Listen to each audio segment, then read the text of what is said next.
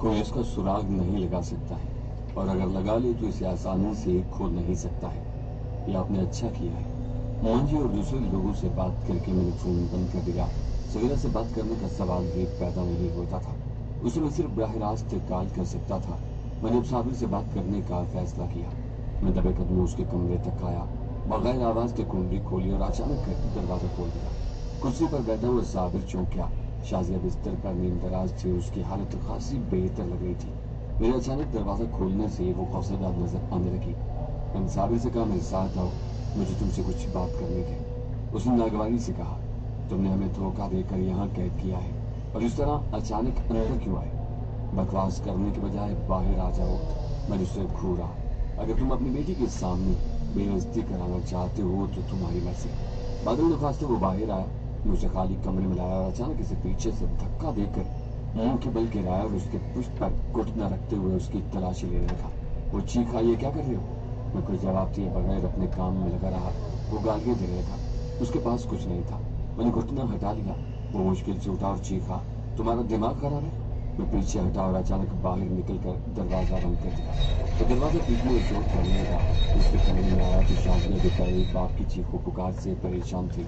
मुझे देखकर हज़ियानी अंदाज में चीखने लगी। मैंने उसे चुप कराने की कोशिश की, लेकिन फिर उसे नजरअंदाज करके साबिर के सूटकेस की तलाशी ली। इसमें भी कोई हथियार नहीं था।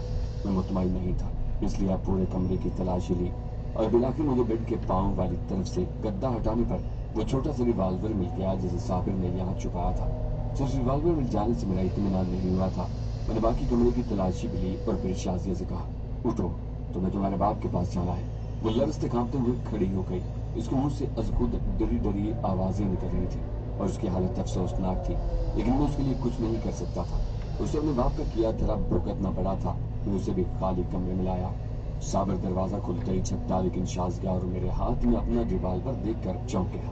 मैंने रिवाल्वर नुमाया किया। इसे पहचानते हो? इसे मैंने तुम्हारे कमरे के बेड के नीचे से बरामद किया है। उसने सर हिलाया और शिकस्त तो खौरदार नजर आने लगा। तुमने इसे तलाश कर लिया। हाँ, तुमने मुझे धोखा दिया, बेवकूफ बनाने की कोशिश की, लेकिन मैं तुम्हें एक मौका और देता हूँ, अपनी और अपनी बेटी की जान बचाने का।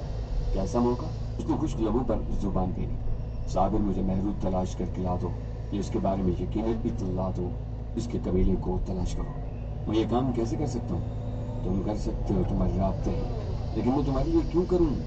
अगर तुम्हें अपनी बेटी प्यारी है तो तुम्हें यह काम करना होगा। मैंने फैसला कुन लहजे में कहा, तब तक शाजिया हमारे पास रहेगी। ये सुनते शाजिया ने फिर चीखना चिल्लाना शुरू कर दिया। साबिर ने मेरी तरफ देखा। ये नहीं रह सकती, ये मर जाएगी। नहीं मरेगी, तुम इसे समझा सकते हो। मैंने कहा, तुम्हारे पास आज रात तक की मोहलत है। अगर तुमने कल तक फैसला नहीं किया तो मैं तुम दोनों को मुर्शिद के हवाले कर दूंगा। साबिर लर्ज गया। नहीं, तुम ऐसा नहीं कर सकते। तुम खुद उसके पास जाने का सोचो तो ठीक है, और मैं इसके हवाले करूं तो गलत है। मैंने तंज किया और कमरे से निकल आया। दरवाजा बाहर से बंद करके मैं नीचे आया तो मानी निशिस्तगाह में बैठा था। उसने मेरी तरफ देखा। शोभी, ये लड़की क्यों चीख रही थी? तुम्हारा क्या ख्याल है, मैं इससे कोई गैर इंसानी सलूक कर रहा था? मैंने किसी के सख्त लहजे में पूछा, क्योंकि मानी का लहजा शक वाला था। वो बुकला गई। नहीं चिल्लाई, मेरा मतलब वो क्यों चिल्ला रही है? मैंने उसे कोठी भेजने का फैसला किया और वो अपने बाप से अलग होने को तैयार नहीं है। कोठी क्यों भेज रहे हैं? बेटू कभी मुझसे इस तरह सवाल नहीं करता था। इसे मालूम था मुझे जो मुनासिब लगेगा मैं उसे बता दूंगा। मानी इससे मुख्तलिफ मिजाज का था। इससे जिंदगी में कभी मार धाड़ नहीं देखी थी, इसलिए वो ऐसी बातों पर परेशान हो जाता था। मैंने उस बार नरमी से कहा, बरखुरदार, तुम इस किस्म के मामलात में अपने जहन पर ज्यादा जोर मत दो। इससे तुम्हें सिवाय परेशानी के और कुछ हासिल नहीं होगा। और क्या, तुम कंप्यूटर चलाओ, गेम खेलो और मजे करो। बीतू बोला। शोभी का मामला शोभी जाने। मानी खामोश हो गया, लेकिन मैंने महसूस किया कि मुतमईन नहीं था। शायद उसके ख्याल में हमने साबिर और उसकी बेटी को यहाँ कैद करके ज्यादती की थी। पहले वो ऐसा समझता था तो समझता है। सफीर अपने पास तमाम इकसाम की दवाइयाँ रखता है। मैं इसके कमरे में आया तो मुझे दवाओं की शेल्फ में मतलूबा गोलियां मिल गई। ये नींद की गोलियां थी। मैंने इसमें से 5 गोलियां निकाल ली और बीतू के हवाले की।